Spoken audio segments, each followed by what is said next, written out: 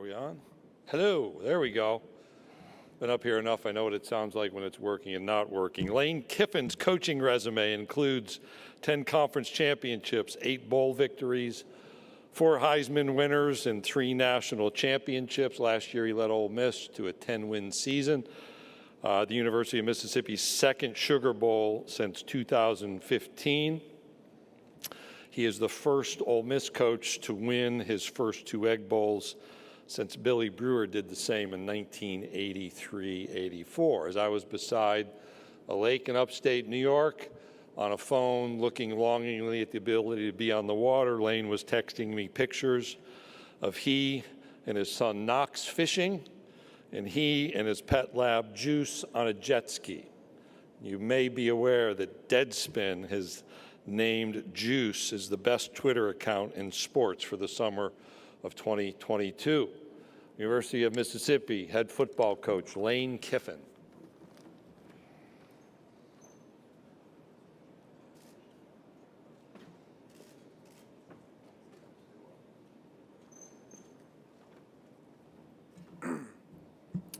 All right, thanks, Commissioner. Excited to be here. You know, I always think that this kind of re-energizes, refreshes you about the season coming up here in the middle of the summer. You know, as you see other players, other coaches, or even as the TV was on before, coming up here on SEC Network, and just kind of reminds you that it's right around the corner. So our job is, I think, really challenging this year because on paper we may look, you know, like we should be decent because we filled a lot of holes with transfer portals. So that is a good system when you lose really good players and you haven't been somewhere long enough to develop a lot of classes of depth. So we are grateful for that, but at the same time, with everything good, there are challenges as well. And you have people coming from, you know, like I've said, kids coming from different parenting, and we got to put them all together as this blended family. So that is challenging, and in fall camp, it won't just be about teaching X's and O's like it always is. You know, we have a lot of culture work to do that you don't really have to do as much because it's already established, because your best players normally have been in your program for a year or two. So look forward to that challenge.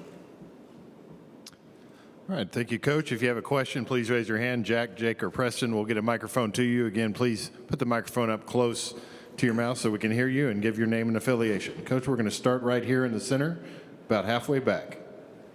Go ahead, Michael. Hey, Lane, Michael Casagrande, AL.com. Just wondering your philosophy on calling trick plays when you do them, and what do you remember about Nick Saban and his philosophy on that? Well, like Kirby Smart used to say, sometimes you come up here and just end up talking about Alabama. So our first question somehow is about Nick Saban. So that's pretty usual.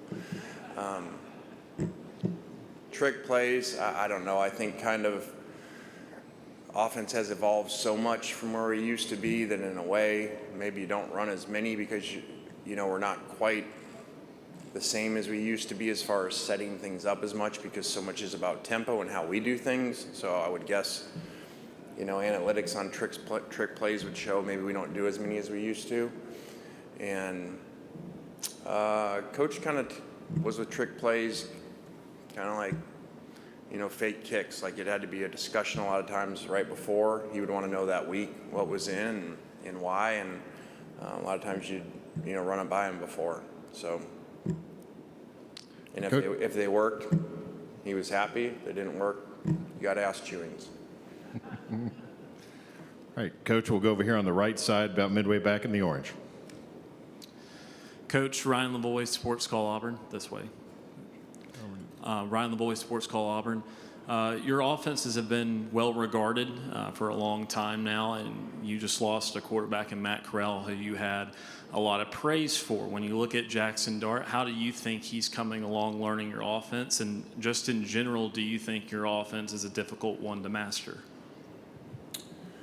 Well, I think we've had a lot of really good offenses you referred to because we've had really good players and really good coaches, assistant coaches. So that's always changing. I think, you know, we don't probably do a lot of things not as well as others, but I think one thing we do pretty well is change our offense to our players, to our skilled players, and it's why, people will say we look so different year to year. That's not necessarily off-season studies. That is more who our players are. And now with the portal, we know less about that, so I can't really tell you right now what it's going to look like. We're going to need training camp to figure that out. As far as the quarterback, Jackson coming in, he's young, just like Luke. They just finished their freshman year, and so it was good to have those guys for spring. It's very competitive. We look forward to those guys battling it out and making them both the best that we can, because a lot of times you need both. Coach, we're going to go right in front of me about 3 rows back. Coach Drew DeArmond, WZZN Radio, Huntsville, Alabama. I know you had a lot of history with Charlie Weiss Jr. at Alabama and then with you at FAU. Talk about bringing him back to your staff at Ole Miss and the job he could do. And also, second part of the question, one of the portal additions, Michael Trigg, had a great spring, and talk about kind of your expectations for him. Okay, I'll start backwards. Michael Trigg, very talented player. Again, another young one that just finished his true freshman year, had a really good spring game, done some really good things, and has a really high ceiling. But with all these portal guys, especially the younger ones, we got a lot of work to do with them to get them into our systems, not just offensive, defensive, and special teams, but culture-wise. So, he's got a really high ceiling. We're excited to have him. And the first question was about Charlie Weiss. As I mentioned before, we've been fortunate to have really good players and really good assistant coaches. Jeff Levy did an unbelievable job for us. I'm sure he'll do a great job at his alma mater, Oklahoma. And Charlie has been with us been with myself 2 places before. I've always thought he was way ahead of the game, not just because he started young with his dad, but his mind is really unique and special. Can really memorize things like no other. So we're excited to have him in there and be able to work with him and put together a really exciting offense. Coach, we're going to go right here in the middle in front of me, about 3/4 of the way back. Lane, Mike Rodak from AL.com. Just what sort of benefit is there to having that Alabama game be so late in the season this year after, early last season having to take that loss and then have to overcome it after that? Well, no disrespect to Alabama. I couldn't tell you what number on the schedule they were, because we got a lot of things to figure out, to work on before we get to game 1. So I'm not concerned about the schedule. I had a question earlier. Do you like that supposedly it's easier up front? Well, you don't know that. You got no idea. At the end of the year, all you guys, us included, think these teams are going to be better than these, and you don't know. So we just got to work one day at a time, integrate all these new players in, and play the best we can. Okay, we'll go down here, front left, Parrish, behind you, other side. Parrish, Alford Daily Journal. Lane, can you talk a little bit about the things Matt did for you off the field last year, leadership, other characteristics, and where your candidates are in those areas? Well, Matthew is a special player, as you guys know, but a special leader. And, he just led by example. He'd go run in the offseason with the receivers and beat all of them, including Mingo, who's here. Will tell you the story, how hard he worked. And I think our defensive players, he won them by the style that he played, by running over linebackers. And so that's a challenge to replace.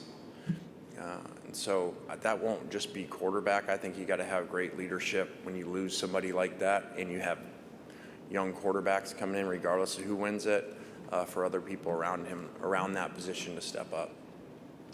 Coach, we'll go right here on the near aisle, closest to you, right in front on the aisle. Hey, Lane, Colin Wilson with the Action Network. Before last season, the record for 4th down attempts was 46. Ole Miss had 49 last year. Is there an expectation that will be the current pace this year? Is it just down and distance, analytics, field position, or could we be even more aggressive with Ole Miss football this year? Well, thank you. I did not know we set a record.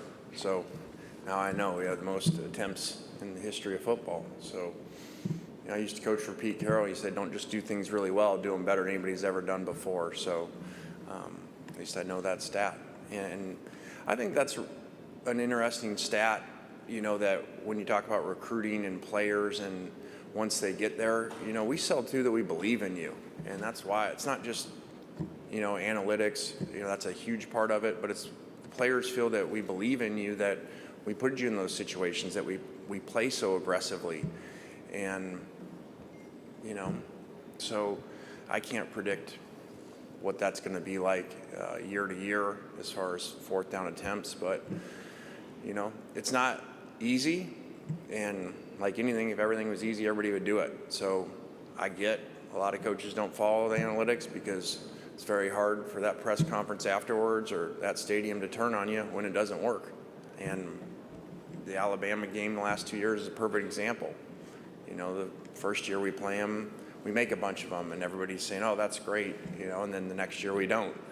And then you got to go to that press conference. So it's not easy to do, but, there's a reason why we do it because, analytics are proof, and your players know that you believe in them. Coach, we're going to go to our left, back alongside the wall. How you doing, Coach? Scotty from Off Script, two-part question. There's two big personalities in the state of Mississippi, you and Deion Sanders. How has Deion Sanders touching down in Mississippi affected your recruiting? And also, I see that you have Central Arkansas on your schedule. Is there any plan down the line to play at Jackson State University? And are you open to that? Well, we got another personality, Mike Leach, so I would say there's three personalities in the state that are very unique and extremely different from each other. So it's been great to see Deion's success, Coach Sanders' success, and how well he's done down there and how well he's done in recruiting. And so I don't know future scheduling plans on that, but that would be exciting. Coach, we'll go over here to our left on the second row. Hey, Lane, Stefan Kajnik with the Clarion Ledger. When you look at the magnitude of that rivalry with Mississippi State, whether it be on the field or when it comes to recruiting, things of that nature, how valuable do you think it would be for you to start 3-0 in your career in the Egg Bowl? Well, again, we got a lot of work to do before we ever get to that game. It's been exciting to be fortunate to be 2-0 in that. That, means a lot to us, but especially to the people of Mississippi, obviously. And until you get into those unique rivalries, you can watch them on TV like I used to on Thanksgiving and hear about them, but you really don't know until you get to a place like Mississippi and you see how much it means to the people. And, they're not kidding when they say like their next 364 days will be affected. When the common fan says that, they're serious. So that has been neat to be able to give that to our fans, and hopefully we can continue that. Coach, we're going to go to our right side, about 4 rows back. Hey, Lane, Wilson Alexander with The Advocate. There's been a lot made with USC and UCLA going to the Big Ten of how that stretches the conference across the country. When you were the coach at USC, what kind of challenge would it have been to travel that much during a season? Well, that would be a lot, especially, when that schedule wasn't a lot of traveling, in the Pac-12 or Pac-10 even before that. So the Notre Dame game was a big thing, every year. And do you even go 2 days early in that conversation? So there'll be different challenges with that for a conference that's not used to traveling very far. So, but we got plenty of our own issues and problems to work on. So, and they can deal with that in whatever 2 years from now. Coach, we're going to go back over here on the left-hand side. Edgar. Yeah, Edgar Thompson, the Orlando Sentinel. You ready for another Nick Saban question? Sorry. Sure. There's been a lot of SEC coaches who came from that tree or worked for him at least, and with varying degrees of success. What aspect of the blueprint that so many are trying to implement is critical to have in your program? Like if there was one or two aspects? Well, I did an interview the other day that went more in depth in this, and it really is amazing. You guys would know history better than me. I would doubt that there's ever been a coach in any sport, college or professional, that has so many people under him that are at major jobs. I mean, you're talking about top 25 jobs, and I don't know what we counted, 5 or 6 of them or something the other day when we counted all those guys that have been there, or even that were there just for the 3 years I was there, that were assistant coaches. So it really is amazing, not just for someone to produce coaches that people hire because they're trying to get the Alabama program, but for those to have success and to be at major places speaks volumes of, how phenomenal a coach is. I think people take very different things from him, and I think you see that. I kind of think there's a difference when you look at offense and defensive coaches. I feel like when you look at the defensive coaches that leave there, usually like the Georgia blueprint, basically take everything and move it there.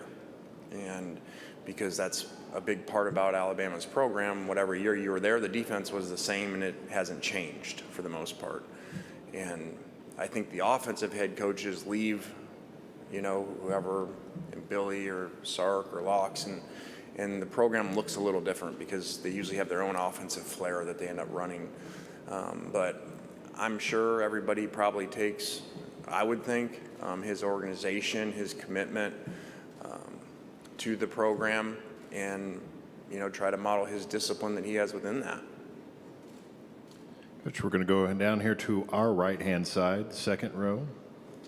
Charles Odom with the Associated Press. You mentioned right off the top the importance of the transfer portal and filling some holes on your roster this year. I'm wondering, in the last year, what changes have you seen in your discussions with potential transfers of the NIL, and what do you think the coach's role should be in that whole discussion?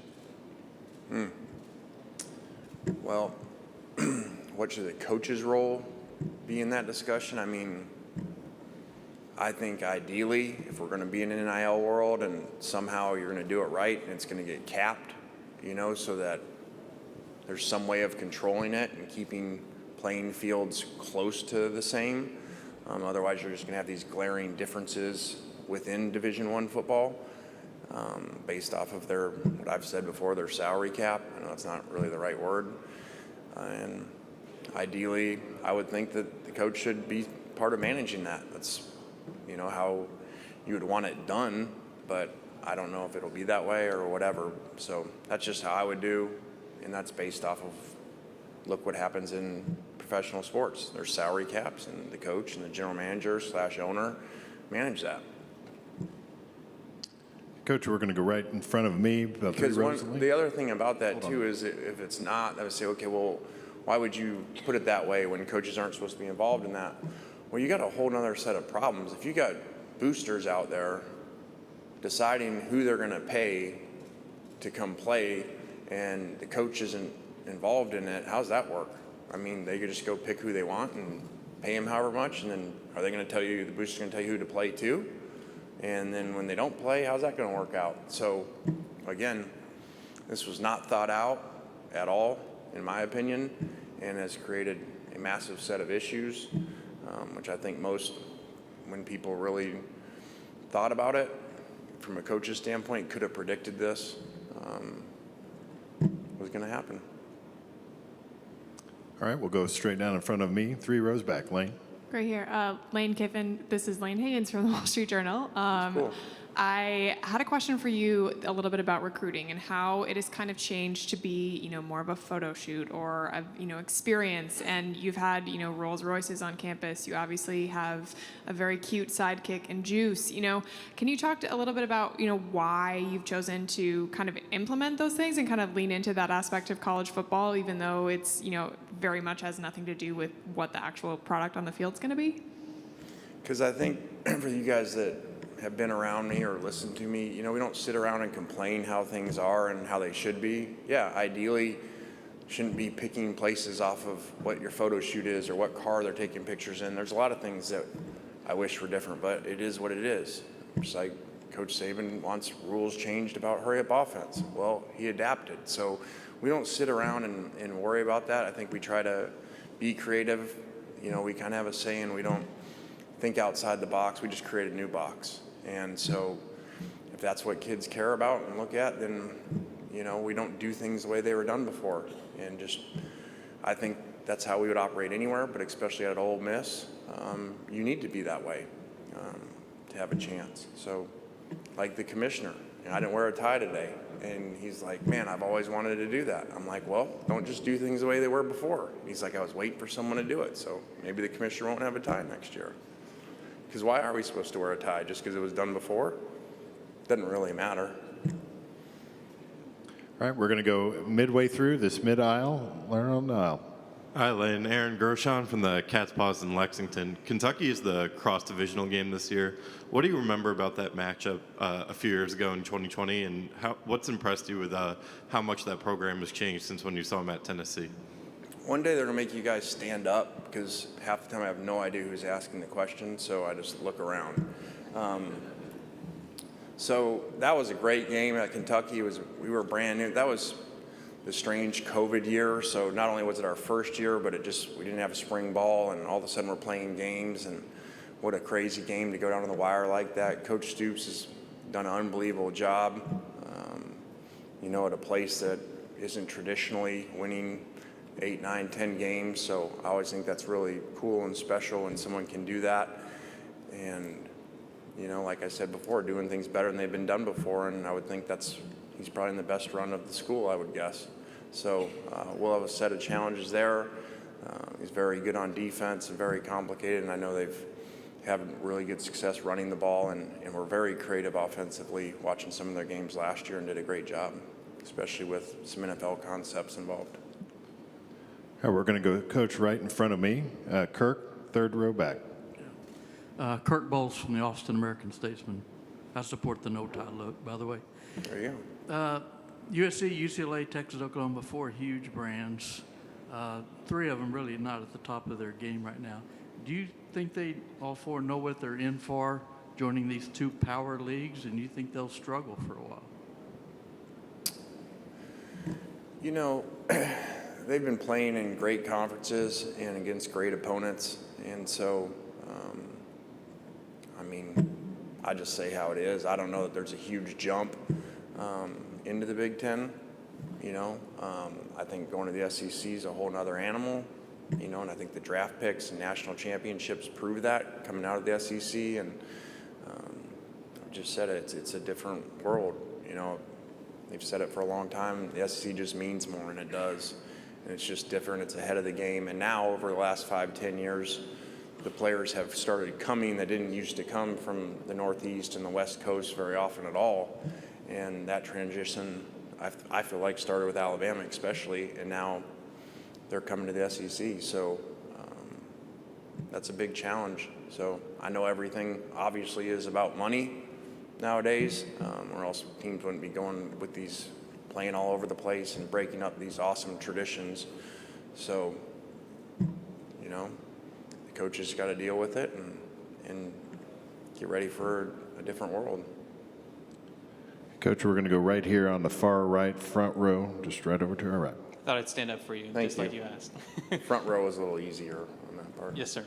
So obviously there's been a lot of, you're just talking about the volatility with the realignment in college football. What's it kind of like, as one of the coaches in the SEC, one of the conferences that everyone's been eyeing, trying to get into, what's it like to be one of the people on the inside where there's all this volatility going around?